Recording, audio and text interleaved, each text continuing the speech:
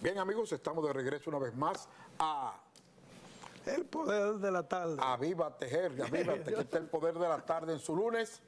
Agropecuario. Oh, pero ven acá, esto lo está mirando todo el mundo, mi hermano. Mira, dicen los españoles, yo siempre repito esto, que lo que uno dice es deuda y tiene que cumplirlo. Yo dije que venía una bióloga tremenda de este país y así es. Así que, señores, tenemos con nosotros acá a la licenciada Ángela Guerrero. Tiene que ser de Baní obligatoriamente. Ángela, buenas tardes. Buenas tardes. ¿Cómo está, Lebu?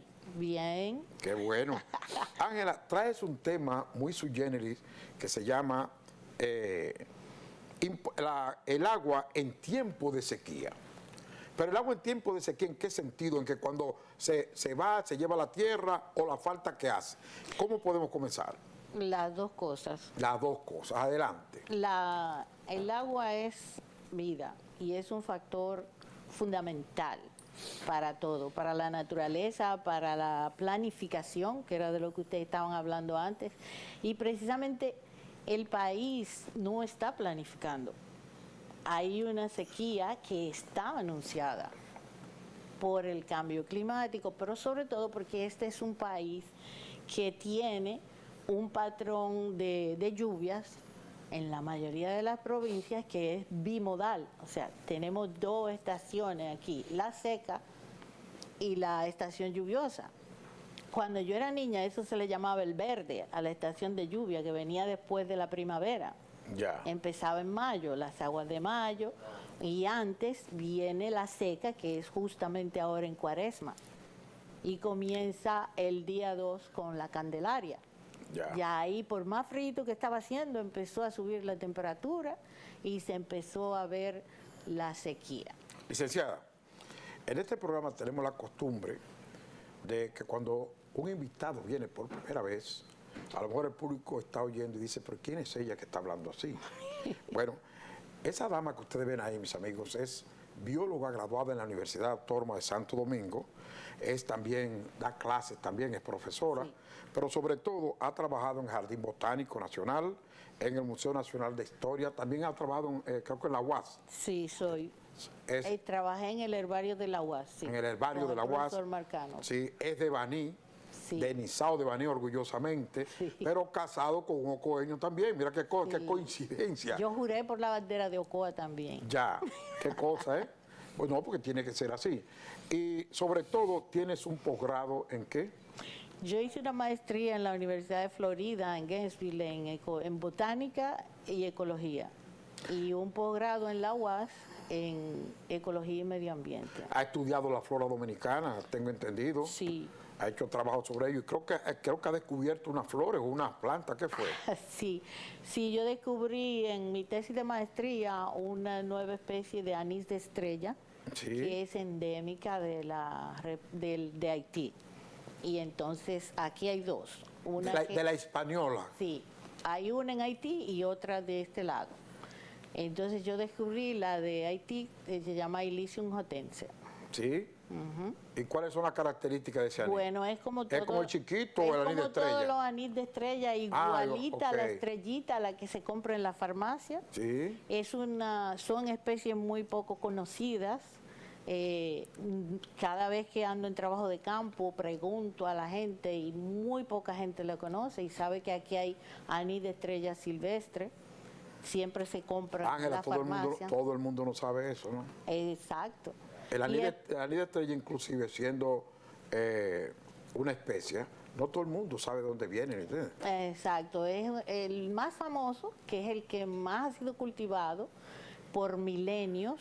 Se conoce ¿No es de España que desde el siglo XV. No, viene de China y el sudeste asiático. Más lejos todavía. Ajá. Donde está el centro de distribución del grupo, porque hay 30 y pico de especies allá. En el Nuevo Mundo hay solamente 8. Y tiene una distribución disjunta. Esa es una de las cosas interesantes del grupo. Ángela, yo quisiera aprovechar el momento que tenemos tiempo para el tema central. Cuando un investigador, como lo son precisamente los botánicos, que son muy maltratados en este país, los botánicos, la agronomía y la veterinaria, olvídate, no sea pendejo, todo lo que tiene que ver con la naturaleza, el campo y la naturaleza. No sé, porque cada quien cada quien en este mundo se cree que es un paladín de que ve una mata, ya, sí, eso se ve en mi casa. ¿Qué tiene que hacer un técnico de la categoría suya para que se determine que descubrió una especie de planta? Siempre les digo a mis estudiantes que para poder decir que algo es nuevo, sencillamente hay que conocer todas las demás. Y es un trabajo difícil y hay que estudiar mucho, sobre todo ver todos los especímenes que son las plantas que están ya disecadas en un herbario, por ejemplo. En mi caso, fue un poquito de suerte, porque yo nunca he ido a Haití. Yo no había visto esa planta en campo.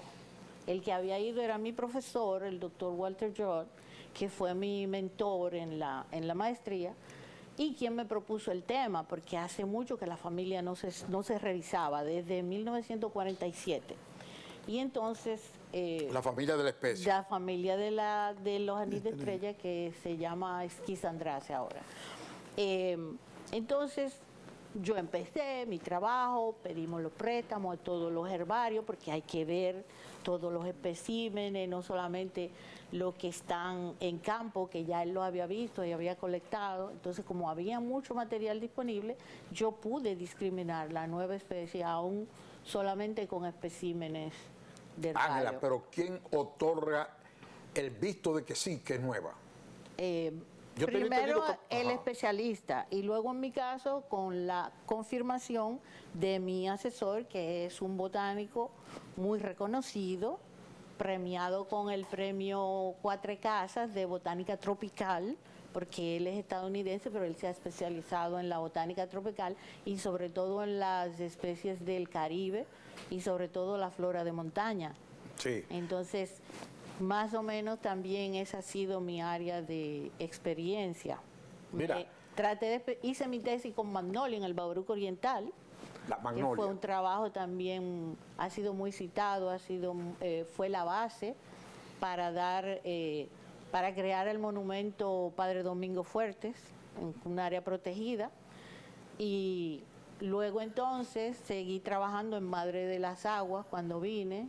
Yo participé en el inventario de Valle Nuevo y en el del Parque Armando Bermúdez, y así por el estilo. Tengo algo de experiencia así. Sí, yo caí expresamente en eso por lo siguiente, Ángela. En nuestro país los investigadores, vuelvo y recalco, no tienen el don de la economía. Y entonces eso hace falta para tú retraerte en lo que es el campo, andar el campo, hacer todas esas vicisitudes para encontrar especies nuevas. Y esto lo digo porque, fíjate, tú vas a una biblioteca, fíjate, los espectólogos, no conozco uno aquí, yo no lo conozco. Y por ejemplo, el saltacocote, que es dominicano, que hay 2 especies. Ahí los jardines botánicos tú los ves silvestres. Sí, en el jardín botánico. Tienen que venir estudiantes de Alemania a hacer pasantía aquí para que se interesen en cosas que debería hacer uno nuestro. Pero es que el nuestro, imagínate. No estoy de acuerdo. Ah, ¿no está de acuerdo? No. ¿Por qué? Porque nosotros tenemos precisamente herpetólogos muy buenos. ¿Cuál? Mencióname de la uno. talla de Miguel Landestoy, otro Miguel Landestoy de Baní. Sí, Banilejo, que ha publicado y no se ha graduado de biólogo, y ha publicado ya 4 especies nuevas para la ciencia. ¿Pero de qué especie de qué? Una culebra. No, pero yo me refiero a esto, Ángela, cógelo por ahí. Unos lagartos, sí, y una rana. Ajá. Y vienen más este año. Por eso no, porque, por ejemplo, hay un aspecto muy bonito que yo tuve la suerte de vivir, que fue que Marcano, allá en Ocoa, en el río Ocoa, ahí, frente al Rancho Francisco, vio un lagarto en el puente y él se apió y lo agarró y se lo llevó. Una especie nueva para la ciencia. Y digo, sí, ¿cómo eso fue un golpe de suerte. Sí, golpe. Y digo yo, ¿y cómo usted porque hay que tener un poco de suerte. Entonces, también, como mi caso. Yo le digo, ¿y cómo usted se dio cuenta? No, que él lo vio extraño. Claro. También vi al padre Cicero agarrar un maquito pequeño de la piscina, pero con un interés, y lo metió en una fundita con hierbita. Y me digo, pero eso es nuevo. No, pero es primera vez que se ven estas alturas.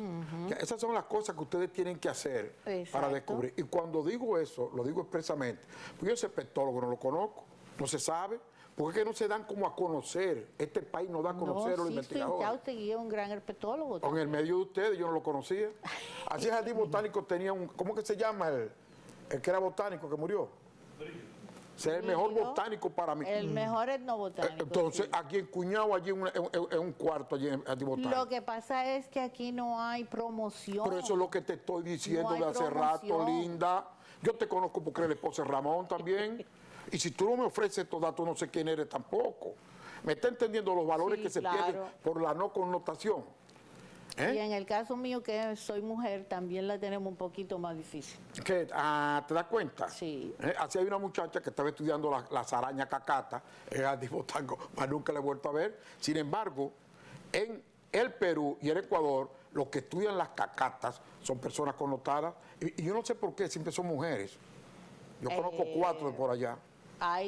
Hay algunos varones también. En el museo hay uno, el líder del grupo es Gabriel, que es vanilejo también, por cierto. Ah, pero los vanilejos son, Sí. son insectólogos. Sí, hay mucho vanilejo en ciencia y vanileja también. Bueno, mira, Ángela, sabemos que el agua, que es la parte de H2O, que todo el mundo conoce, se le da en la escuela, cuando está en abundancia, todo a su lado prospera, las necesidades se suplen. Sin embargo, cuando llega la sequía no es más que precisamente la interrupción de la abundancia de la misma.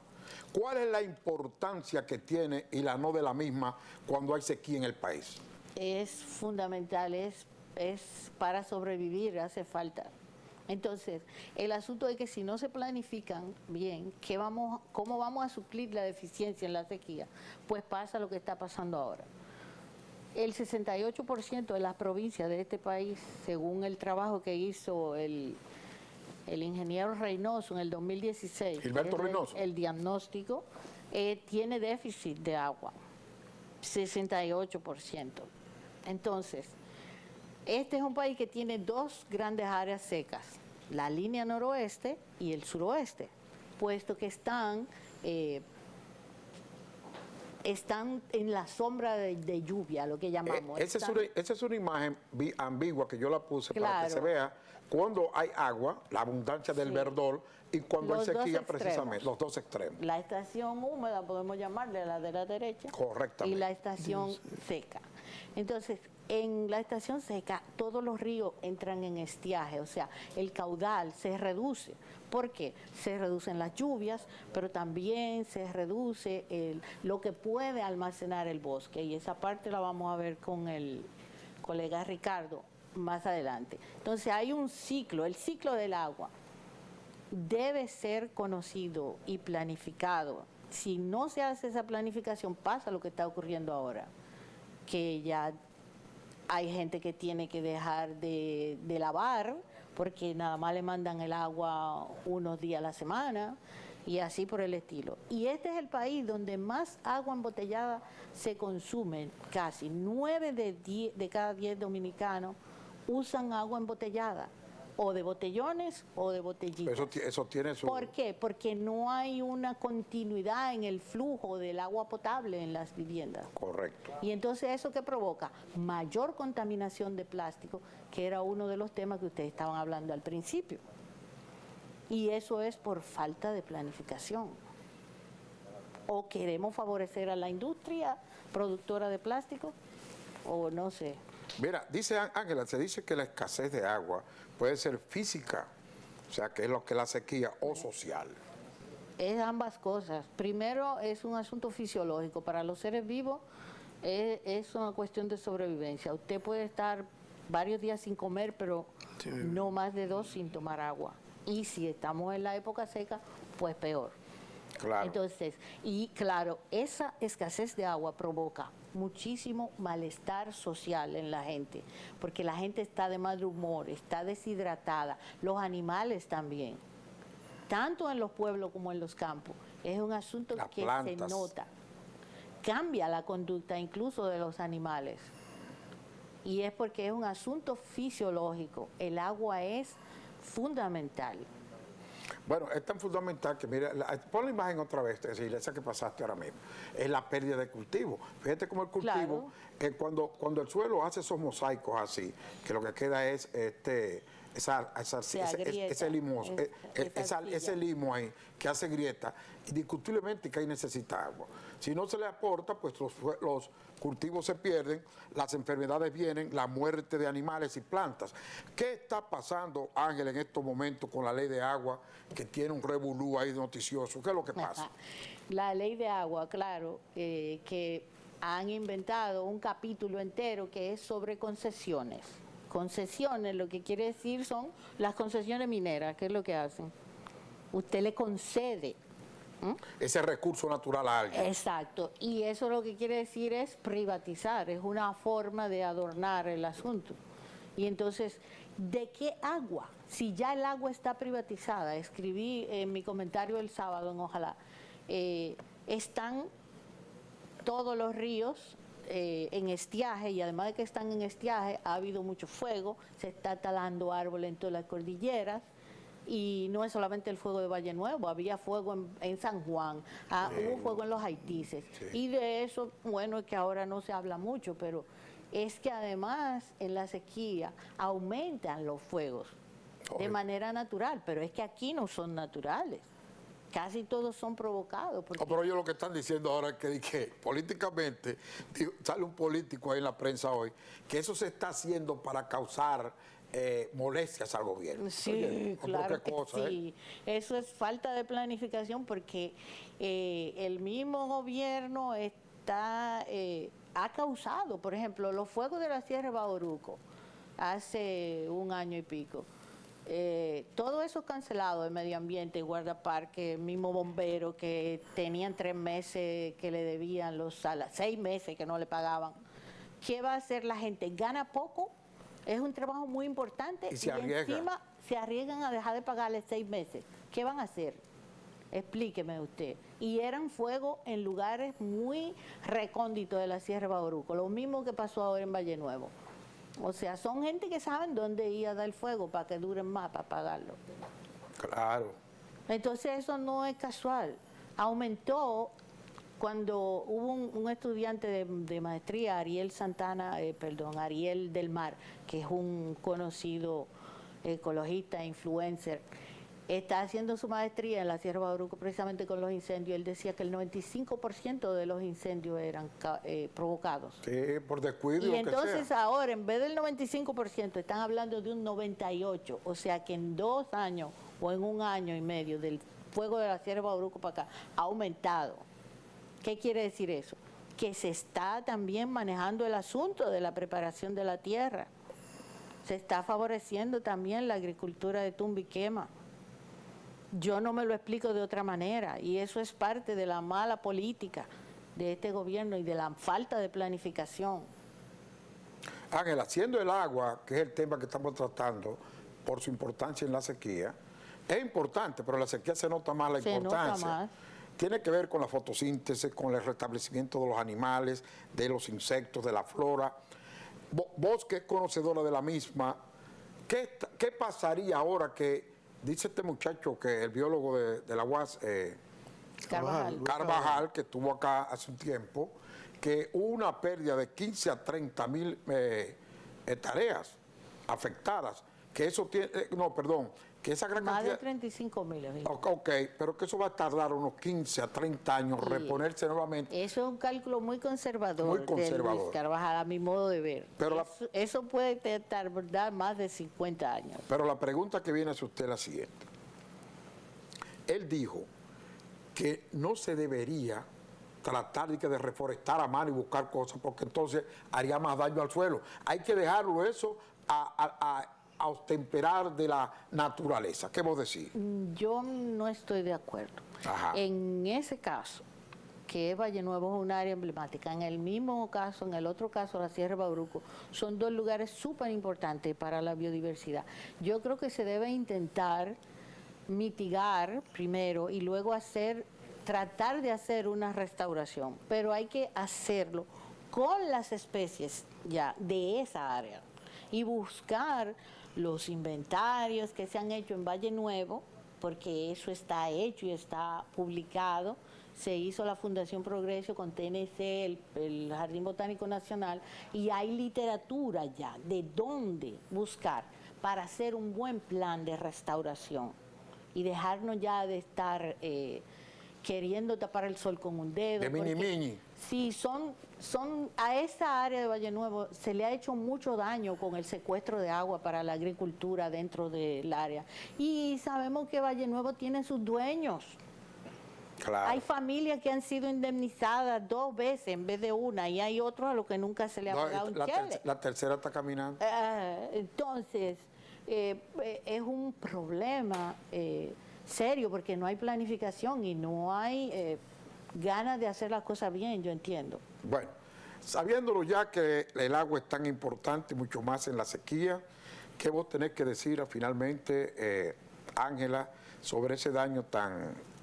que la gente, el público común no lo ve, pero lo que ustedes que han andado la flora del país y que son conocedores de la misma, ¿qué daño le ha hecho no solamente a la flora, que es la que estamos hablando, sino a la de los animales? Todos esos animalillos pequeños. La fauna. Claro, le hace muchísimo daño porque la fauna depende de la flora. Las plantas son las que crean los hábitats. Entonces, los animales dependen para su comida, para refugio, para la misma agua. Todas esas ranitas y esos insectos que son animales que no controlan su temperatura interna, eso se le llama poiquilotermos o ectotermos, necesitan esa agua a veces que escurre del rocío para beber agua. Entonces, si se quema ese hábitat, si se destruye, pues la fauna o se quema si no puede salir corriendo a tiempo, y se queda entonces de pronto sin casa. Y se pierde ese equilibrio. Se pierde, se mueren, y entonces todo el sistema está trastornado. No funciona, colapsa. Entonces, nunca vamos a saber lo que pasó ahí. Una vez, cuando estaban precisamente haciendo inventario en Valle Nuevo, nos tocó trabajar en un área que ya había sido quemada el año anterior y después vino un ciclón. Dice, a veces se suman la sequía, el fuego y luego una lluvia extrema. Correcto, que barre. Y entonces el fuego limpia y la lluvia barre. Exacto, y entonces es ahí la debacle, porque se sumaron 3 factores negativos. El agua es un factor limitante en todos los ecosistemas en tiempo de sequía, mucho más limitante de lo normal. Ángela, gracias por venir. Gracias a Y ustedes. quiero hacer una última pregunta, a ver si me la responde. ¿Crees que si sigamos así vamos a tener que usar el recurso que se está usando en China y en los países asiáticos, donde la cucaracha se ha comprobado que tiene las mismas consideraciones que el camarón? Como alimento. Claro. Sí, la proteína de insectos es una de las cosas más novedosas, pero son recursos ancestrales. Las culturas indígenas todas tienen sistemas de alimentación muy diferentes a lo que tenemos ahora. Y claro que sí. Y ya se cultivan, ¿eh? Sí. Bueno, señores, hemos presentado a ustedes Cucaracha, grillo y todo lo que se tenga. para que sepa, a Ángela Guerrero, profesora de la Universidad Autónoma de Santo Domingo, maestría en lo que es biología, y si ustedes pueden ver escritos de ella en este programa que es de las redes, Ajá. se llama Ojalá. Ángela, gracias por estar Gracias a aquí. usted. Y ustedes no se vayan, que ahora viene lo bueno. ¿Qué usted dice aquí? Perfecto. Ok. Todo bien. Muy bien, profesor.